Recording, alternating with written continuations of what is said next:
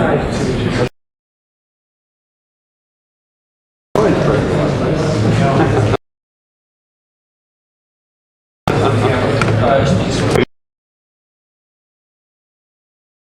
room.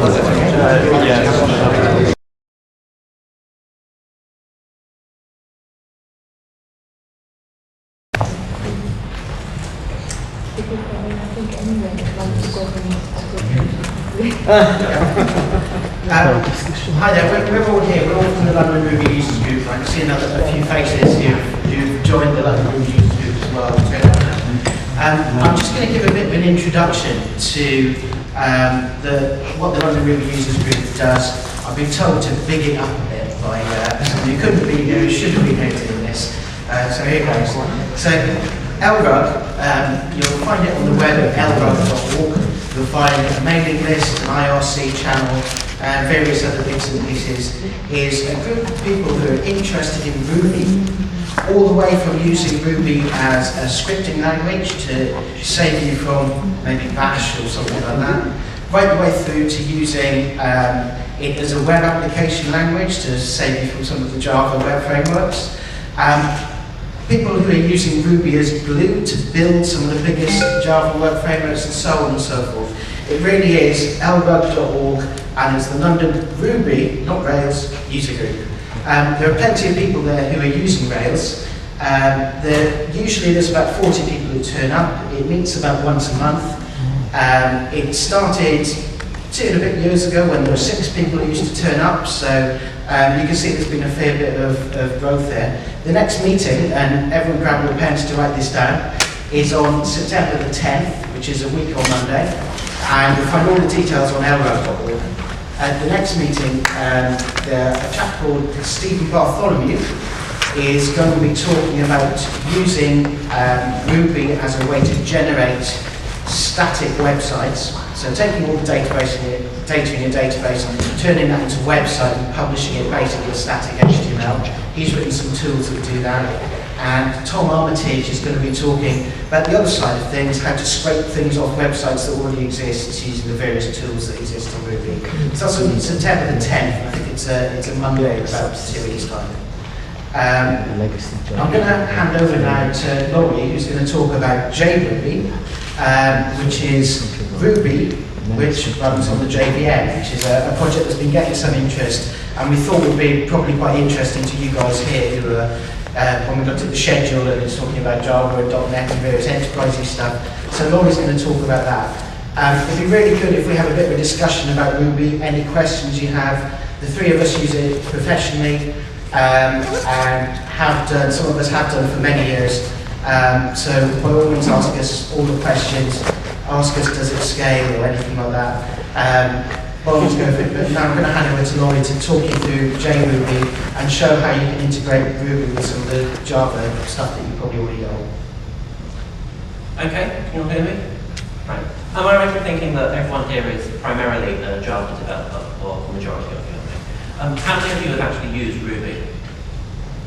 Okay, 1 or 2 of you. How many of you have looked at Ruby, read about it, know something about it? Okay, so that's most of you. So you're aware Ruby is a dynamic language.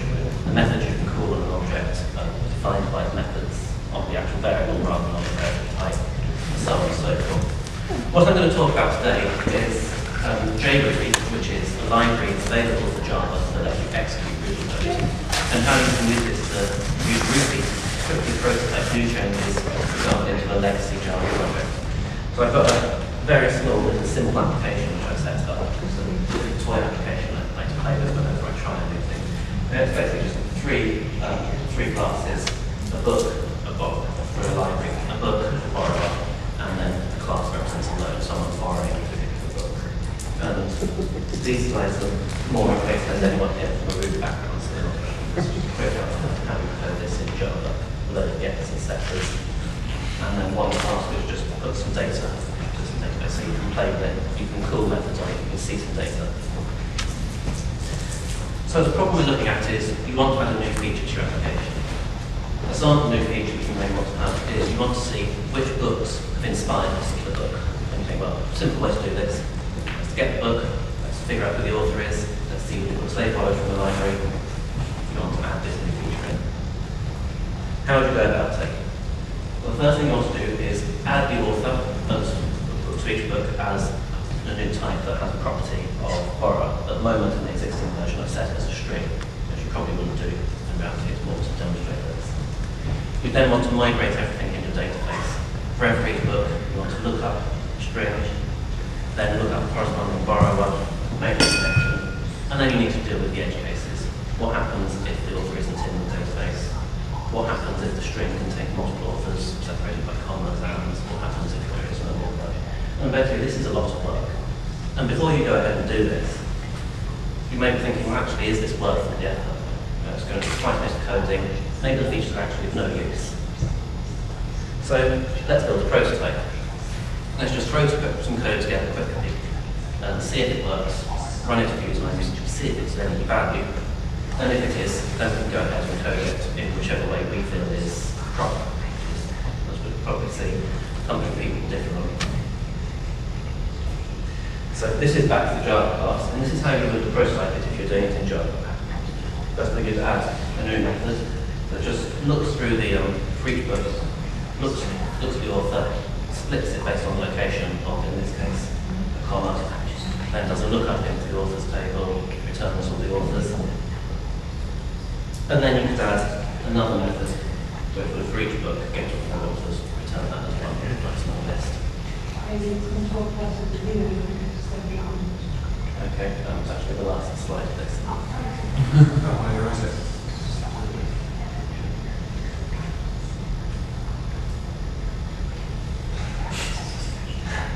This looks nice, doesn't it? Okay. Do I need to talk up? Can you hear me back? A little bit louder. A little bit louder. Okay. So, before you go and start modifying your Java code, you might sort of think, well, hang on, the problem with Java code is once the modifier is in there, now I can possibly not commit it to my source control, but then if I have a problem, machine dies, I lose everything. I can commit it into a branch if I'm doing a big project, but then you've got to manage multiple branches. Maybe you just don't want to do this, you just want to do something quick and easy. And this is where Ruby comes in. Let's prototype in JRuby. Let's just write Ruby code that accesses our Java code and modifies it. So this is how you do the same thing in Ruby. And I've got this in the IDE, so I can make it a bit bigger if you can't see it back.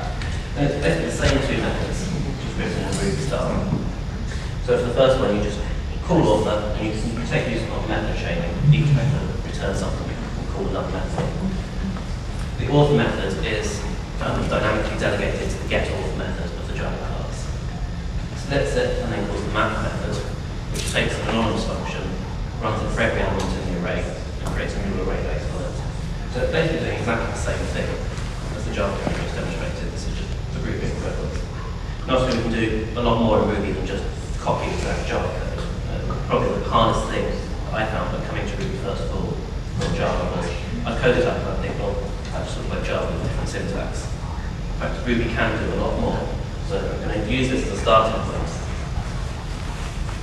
Sorry, can I just ask, is that, does it, the way that Ruby has open classes, say when you open up a class at any point, carry out your methods, does it do that for Java classes as well? So you have a Java class, but in Ruby, you can treat that as an open class. Okay, yeah, that's actually what I wanted to show a bit more detail. I think, yes, you can do that.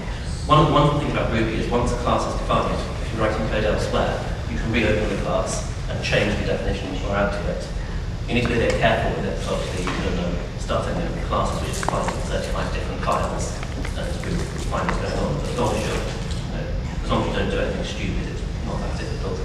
What JRuby does is it loads a Java class, and then it dynamically creates a proxy for that.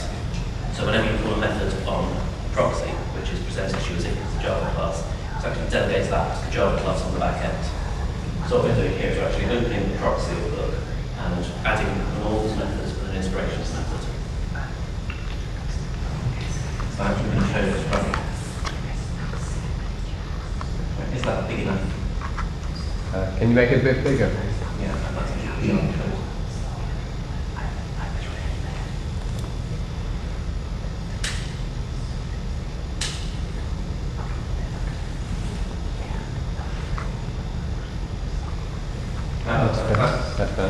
Okay. So it's a tiny bit more complex than the example I just put up. First thing you have to do is require Java. That's just saying load the Java integration framework. Then you have to include all the classes you're going to use.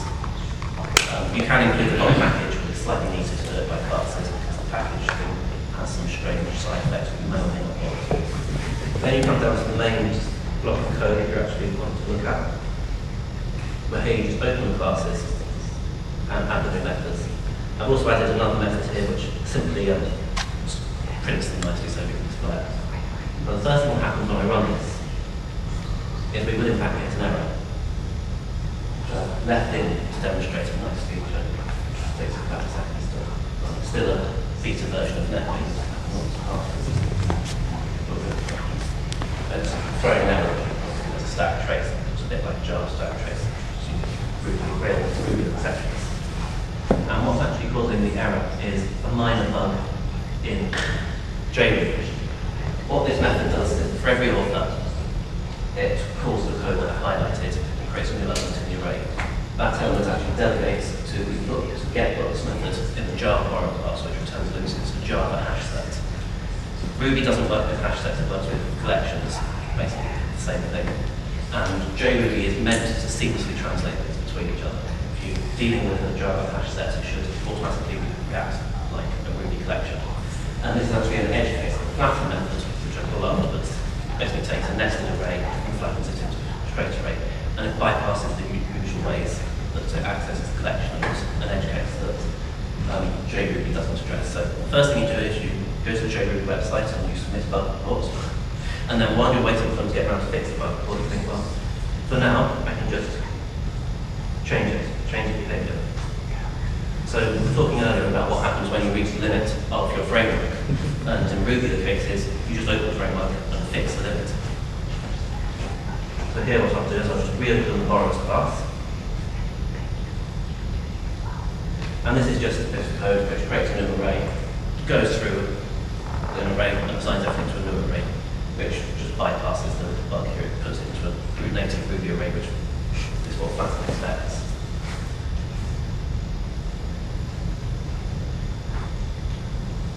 Now you can run that, and I'm afraid I can't make the output any bigger, so you'll have to trust me those of you at the back that it works. Those of you who are in the front will have to verify this. But basically it's just saying that there's a book for JAVAWUG for beginners, and the authors for it have read Java for beginners, Ruby for beginners. They've also read fly fishing and Lord of the Rings. So that asks the question, is this feature worth implementing? Not without some more thought, and give you loads of unnecessary information. But there's a few more things that Ruby can do on top of this. A couple of lines of code there, which is just the code that gets executed to print stuff. I can then open the book class once again. So I've now defined the book class once in Java, modified it once in Ruby, and now I'm modifying it again in Ruby. And Ruby has a method called method missing.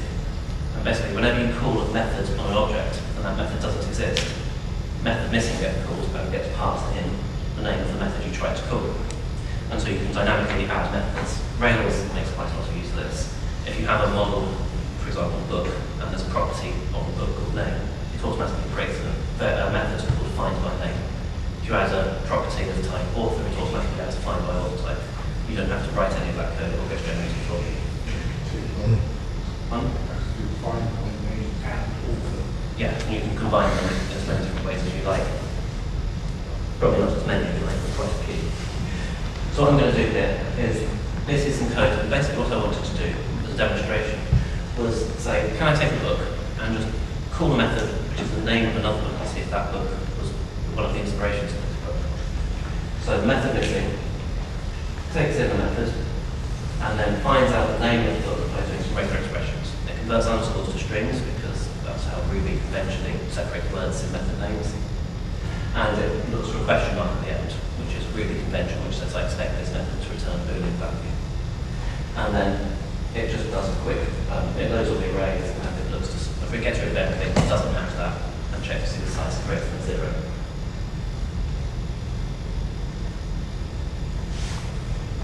And then I can call these methods. So I'm now calling book.jQuery for beginners question mark, and book.java for beginners question mark. with the methods that aren't defined anywhere, they're going to be dynamically created inside the missing method when I execute the code.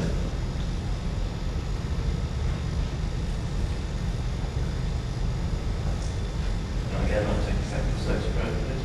And then you can see there's a false and a true at the bottom, which says that the JRuby book wasn't inspired by itself, it was inspired by the Java book. Okay, that's pretty much the end of my presentation.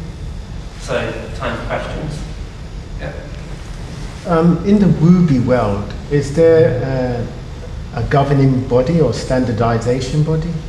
Okay, so the situation there is Ruby has been developed by a guy called Max in Japan, and he's created a reference implementation which is written in C and available for pretty much every platform. That's kind of considered to be the de facto standard. There is no official standard, which some people would argue is a strength of Ruby and some people would argue is a weakness of it. It means you don't get held up in long community processes. Personally, I feel that Java suffers a bit from the fact that somebody says, no, let's do it this way, it goes through a big committee process, everyone has their say. You were saying earlier that, I can't remember the name of it, but it's going to be everything that EJB3 wasn't. Well, I remember when EJB3 came out, everyone said it's going to be everything that EJB2 wasn't. And when EJB2 came out, it's going to be everything that EJB1 wasn't. So Java always, everything gets diluted as it goes through the process.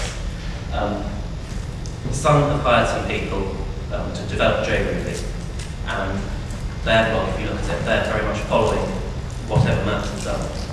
But they're also coming up with their own suggestions. There's a few issues with performance with dynamic language. For example, some of these are to do with the fact that all the keywords in Ruby are actually methods, and they're arguing you don't need to do it that way. If you make them static keywords, you can get quite a big speed improvement. And rather than going ahead and doing it that way and creating their own separate standards and creating standard rules, they're actually posting it as suggestions.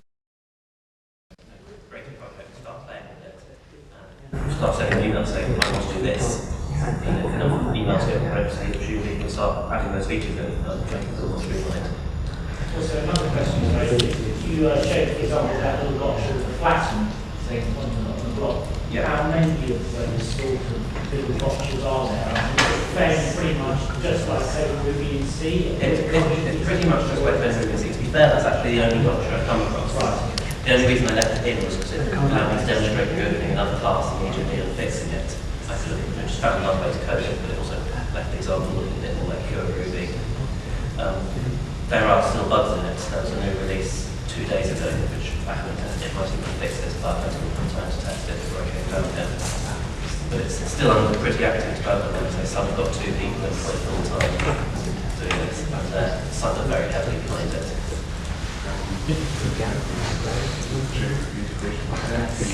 Exactly, yeah. Apparently some of those NetBeans are prototype parts of NetBeans in Ruby now, and that feeds back rather than loop. So it's actually very tight loop, whereas sometimes you get these projects that kick off and go into the world. This is quite deeply into the Java culture already. The other thing that's really quite interesting that NetBeans is starting to do, which was going to be another talk we were going to do, but we didn't really get a chance, is it's adding refactoring support for Ruby. You can start to do basic refactoring. There's a guy recently completed a PhD on how to do find and replace all in a dynamic language. I don't think that's actually been implemented in NetBeans yet. But there are, has that been? Versions of data builds now. Okay, so that's gone in. So refactoring is coming into dynamic languages. In fact, if you look at the history of refactoring, it was originally entirely done in Smalltalk, which is a completely dynamic language. That's Ruby on Rails run on JRuby, and given I have a domain model written in Java, Ruby on Rails be able to work with that through JRuby. So the answer to the first part of the question is that Grails run on JRuby. Yes, Thoughtworks actually just released a commercial application doing this. They've done it for probably commercial reasons and have some encrypted code and security inside it. But yes, it works fine. As far as getting the domain model to load into JRuby, I haven't tried it, but I don't see any reason why it shouldn't work. You should just be able to load it in place of the active record stuff. If it's got its own persistence code, it should work pretty flawlessly. There's a lightweight framework called Merv, which is kind of coming along quite slowly, which is a kind of multi-threaded version of Rails, into which you can plug different persistence easily, more easily. It doesn't go full stack. It can work with the active record, which is part of Grails. That's the kind of relationship manager. But you can also plug in other stuff, and that may be worth. Okay, right. I think I need to wrap this up now. So if there's any more questions, I'll be around afterwards. Come and grab me. Okay, thank you.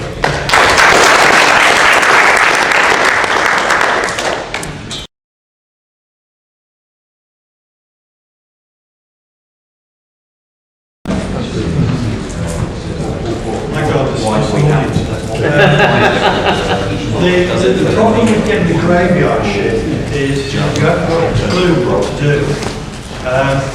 I could just do the jokes, but then people would find my humour probably terrible and piss off to the bar. Or I could try actually doing something sensible, but then people would probably fall asleep. So when Paddy said, look, the Groovy and Grails people have got to say something. And we drew the short straw of coming last and after the Ruby guys, which is really not cool.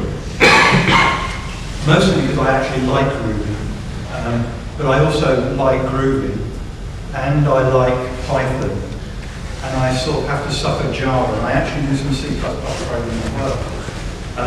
So it's a bit hard to stand up here and say Groovy is the only language you need, which is what we're supposed to say in Groovy and Grails user group. I'm stalling, of course, whilst this boots. The major problem with this machine is that no known operating system will suspend and resume it. So, when Paddy said, come and, I typed the wrong password, come and talk and entertain these guys, I thought, well, what can we do? What can we do that would be interesting and that would show that Grails was great and Groovy was great. And I thought, right, well, let's announce the demise of Ant. Ant is now dead. XML is appalling. Let's get rid of it. Actually, this is one of the really cool things about dynamic languages. You can do it in Python, you can do it in Ruby, you can certainly do it in Groovy. You can get rid of XML and do all your, any form of conditioning of programs and all that sort of stuff you can do in the language. And this is really cool. And if you look at programming languages for builds like scones and WAV and Rake and Rant, they're all basically creating domain-specific languages for builds. And so, it must have been what, last February, there was a debate within the Groovy team saying, well, let's have a new build system. Because we were using Maven 1 and life was dire. I had a slide, I would have got to it if I'd been able to run this. Russell, I've seen Windows laptops boot faster than that laptop I have. Yeah, but how old? Look, this thing is 7 years old, for Christ's sake. Let's pass the hat and buy you a new system. You've only got 20 minutes. You've got 7 minutes left now. 7? Oh, we got 5. They changed the time. They said 21:40 up there. That gives me an extra 12 minutes. Now, what was it called? Probably something along the lines of docs, talks, probably something with an NF in it.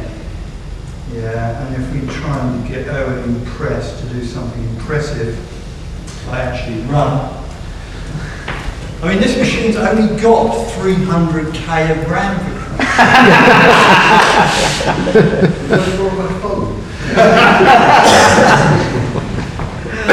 That's the problem with having had companies go to the wall, you lose all your money.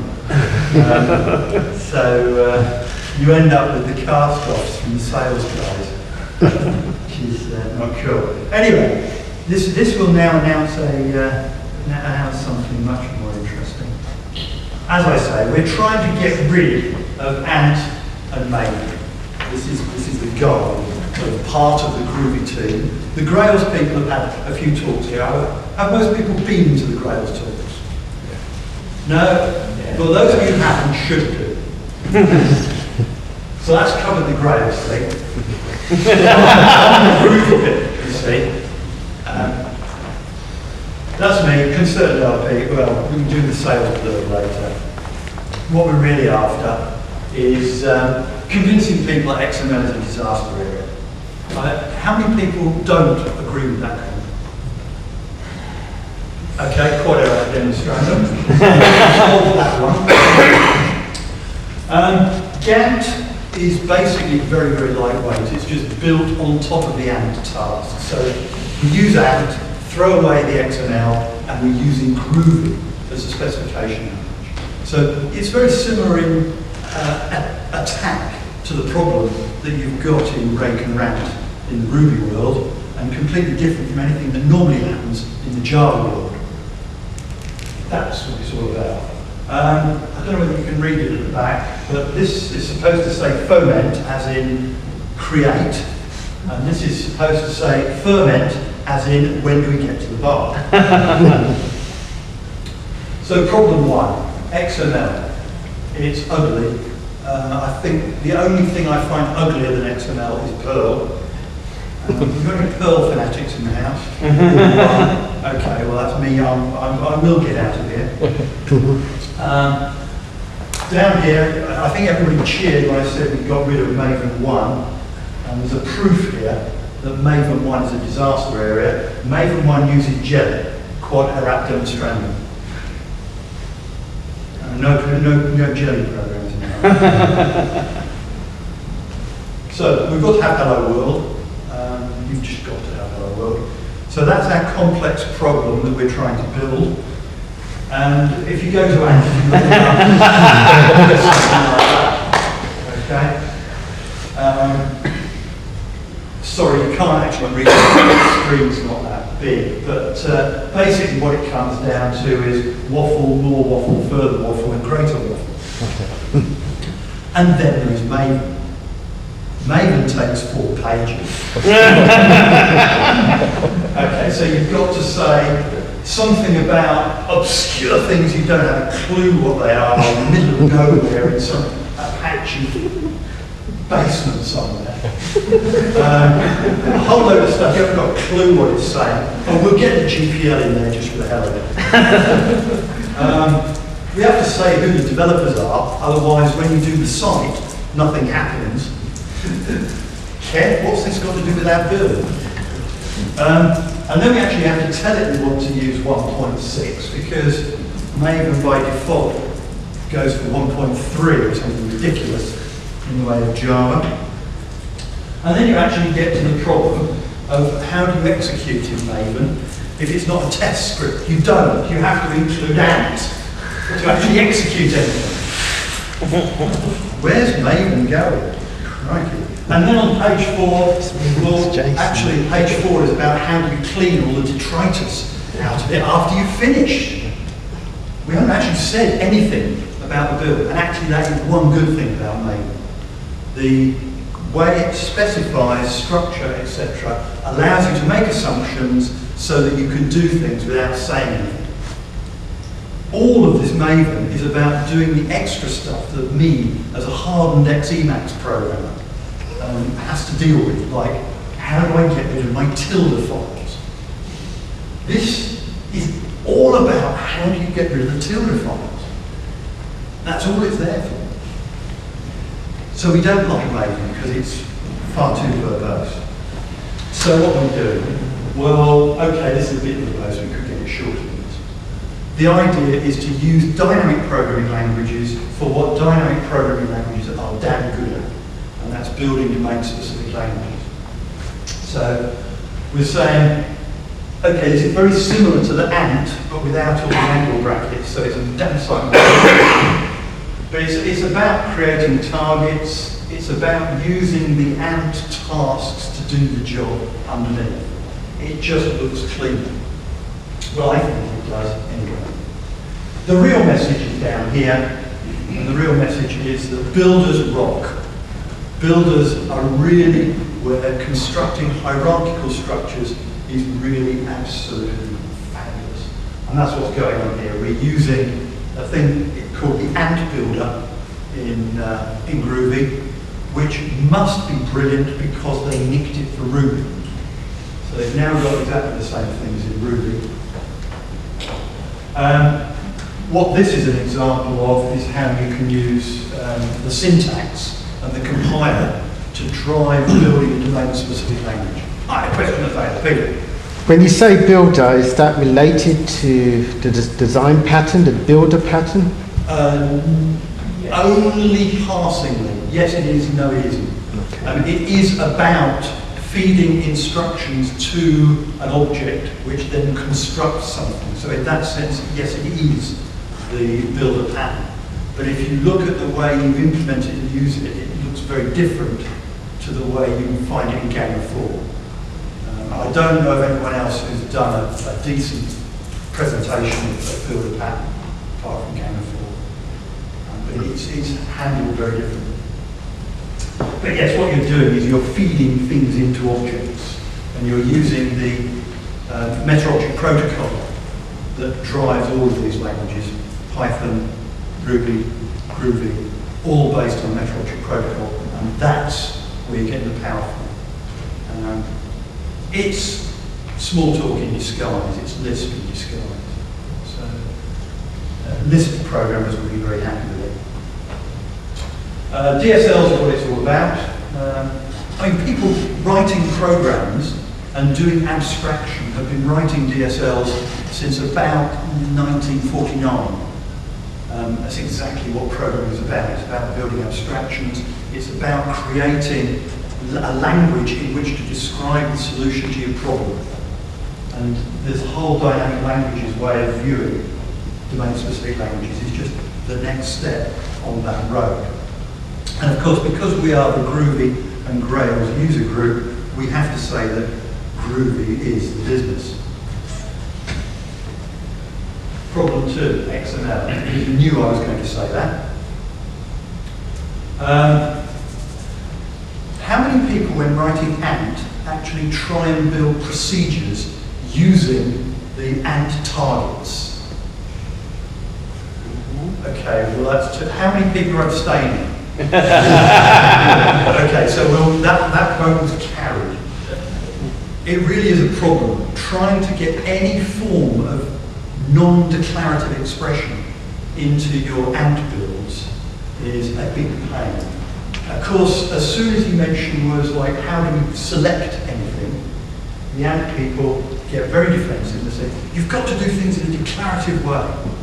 Actually, that's just an abdication. What's happening is that the tasks are doing all the hard work and the Ant script is doing absolutely nothing. So what we're trying to do with Gant is to redress the balance, is to try and get some of the needed procedural aspects of how do you do a build into the build specification, so that the procedural bits in the tasks don't have to try and hide and paper over the cracks. Let's not worry too much about it. The other aspect of rushing this talk is that originally we had 40 minutes, and now we've got about 3 minutes left. So let's get to the main thing. Gant replaces Ant. This is a no-brainer in my view, but then I'm bound to say that because I'm leading the Gant team. But I think it actually is a no-brainer. I've tried to avoid writing Ant scripts at all now, just do everything in Ruby. But it's not replacing Ant, it's only replacing the XML part, it's only replacing the driver. It sits on the rest of Ant.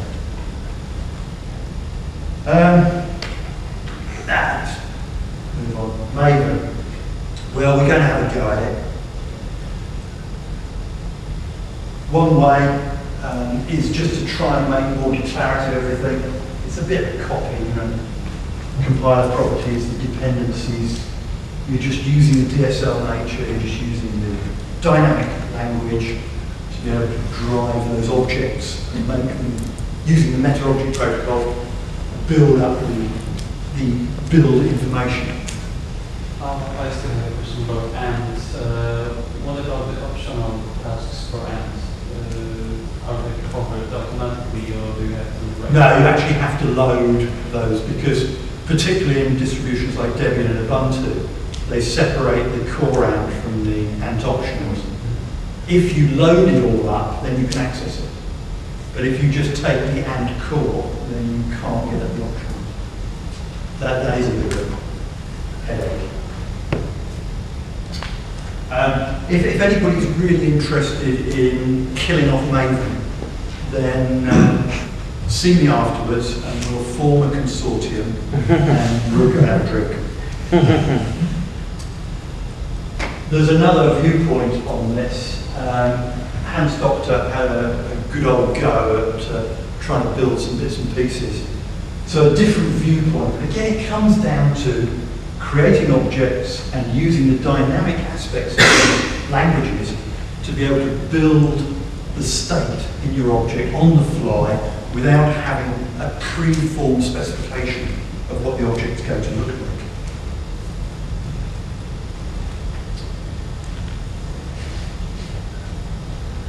Okay, so AND wins in terms of its tasks, it fails in terms of XML.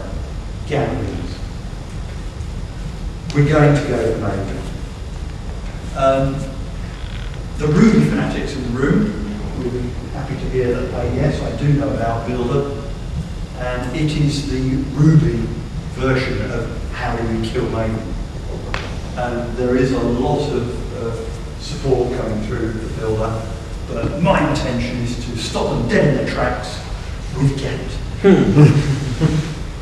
I think at that point, yes, that was the last slide.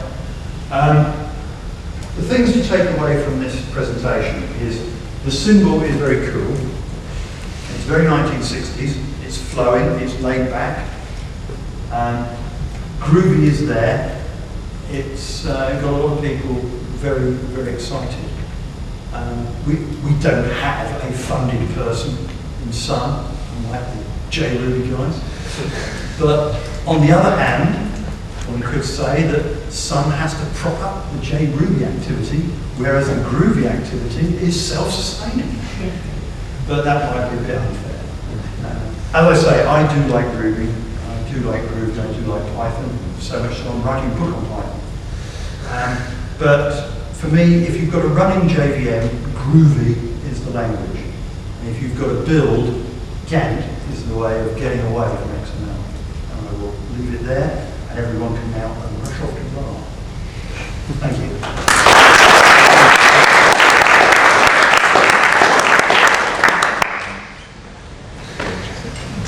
Well, you are the hardy souls who have made it to the very end. My hat is off to you, although I haven't been wearing a hat all day. But my hat is still off to you. Thank you for giving us all of your time today. Don't forget, breakfast starts at 8 o'clock tomorrow, but I have the feeling I'll see many of you at 9 tomorrow.